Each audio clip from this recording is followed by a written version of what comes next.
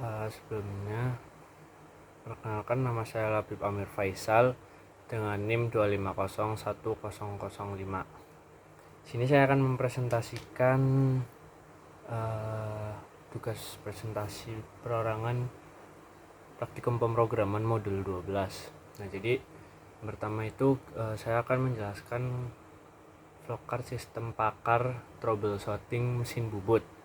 Nah, termasuk yang pertama, pada flowcard ini tuh dijelasin kalau alur kerja sebuah sistem pakar troubleshooting mesin itu trouble mesin bubut itu sistem ini berfungsi buat bantu operator atau pengguna dalam mendiagnosis penyebab kerusakan mesin bubut berdasarkan gejala-gejala yang dialami.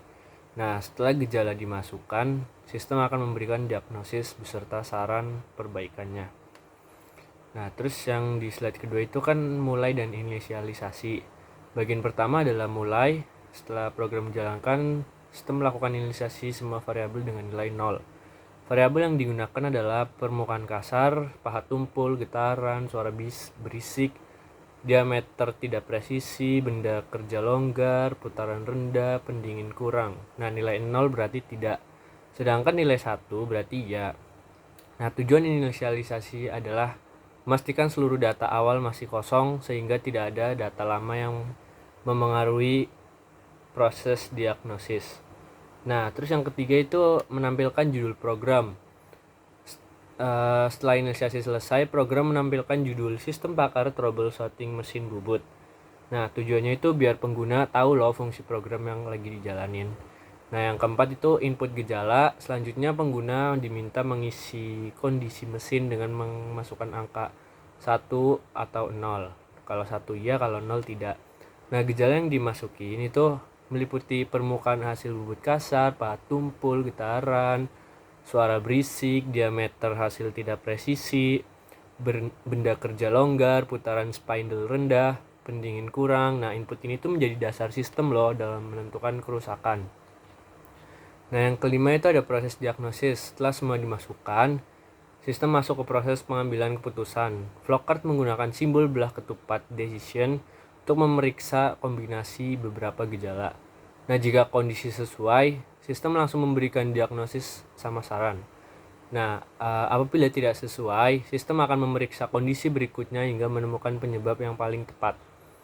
Nah, yang keenam itu aturan diagnosis 1. Nah, kalau permukaan kasar itu iya dan pahat tumpul itu iya, maka diagnosis pahat sudah tumpul. Nah, sarannya itu diasah atau ganti pahat karena pahat yang tumpul menyebabkan hasil pembubutan menjadi kasar. Nah, yang ketujuh itu aturan diagnosis 2. Nah, kalau permukaan kasarnya iya, getarannya iya, diagnosisnya itu terjadi chatter atau getaran saat pemotongan. Nah, sarannya itu kurangi feed dan periksa kekakuan penjepitan benda kerja. Nah, yang ke-8 itu diagnosis 3. Kalau permukaan kasarnya iya, terus pendingin kurang juga iya, diagnosisnya itu pendinginan kurang. Nah, sarannya itu tambahin coolant agar proses pemotongan lebih stabil dan pahat tidak cepat panas. Nah, yang ke-9 itu aturan diagnosis 4.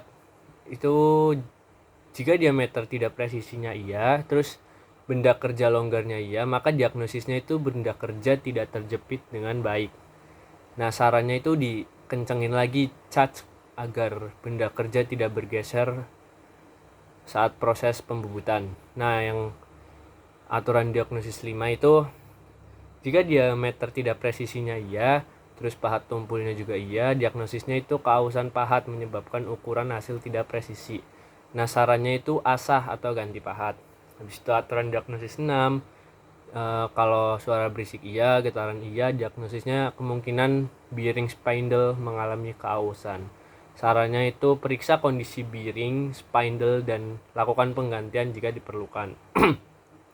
Nah, aturan diagnosis 7 itu kalau putarannya rendah iya, terus permukaan kasar iya, diagnosisnya itu kecepatan potong terlalu rendah. Sarannya tingkatkan putaran spindle agar kualitas permukaan menjadi lebih baik.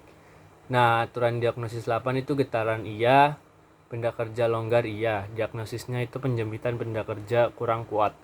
Sarannya periksa charge dan tile stock agar benda kerja terkunci dengan baik. Aturan diagnosis 9 itu berisiknya iya.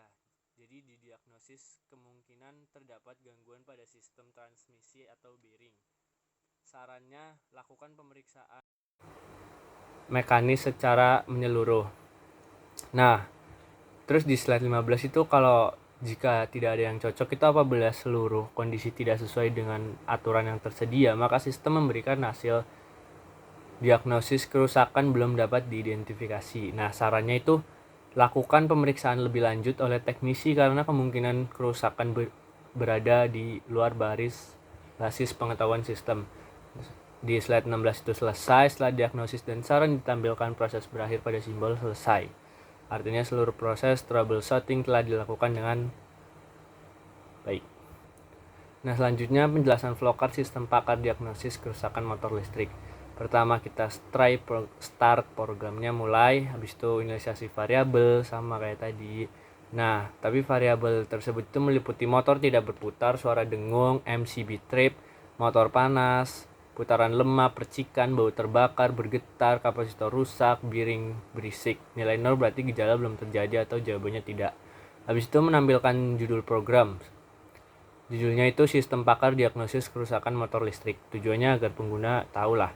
Terus input gejala sama 1 iya, 0 tidak. Terus pengguna akan menjawab 10 pertanyaan kondisi motor listrik. Misalnya, apakah motor listrik tidak berputar, atau apakah terdengar suara dengung, apakah MCB sering trip, apakah motor panas, dan seterusnya hingga gejala bearing berisik. Nah, yang kelima itu hasil diagnosis.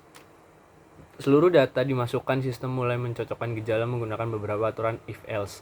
Sistem akan memeriksa kondisi satu persatu. Nah, aturan diagnosis pertama itu motor tidak berputar iya, suara dengung iya, kapasitor rusak iya, maka diagnosisnya kapasitor statis rusak. Sarannya ganti kapasitor dengan spesifikasi yang sama. Nah, yang diagnosis kedua itu motor tidak berputar iya, MCB trip iya, maka diagnosisnya terjadi hubungan singkat pada lilitan motor.